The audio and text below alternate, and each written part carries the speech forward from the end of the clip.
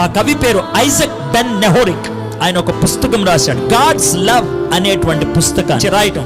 దేవుని ప్రేమను ఎవరైనా వర్ణించగలరా? వర్ణించలేరు. చివరికి ఒక 9 లైన్ల పాట రాసి వదిలేశాడు. సముద్రంలో ఉన్న నీళ్లన్నీ సిరాగా మారితే, ఆకాశమే ఒక కాగితంగా మారితే, భూమి మీద ఉన్న ప్రతి చెట్టు కొమ్మ ఒక కలమైతే, జీవిస్తున్న ప్రతి మనిషి ఒక కవి అయితే, దేవుని ప్రేమ గురించి రాస్తూ ఉండేవాడైతే, కొంతకాలానికి సముద్రం ఎండిపోతుంది, కాగితం నిండిపోతుంది, కొమ్మలు అరిగిపోతాయి, మానవుడు కృషించిపోతాడు. ఇప్పుడు అసలైన మాట వస్తుంది.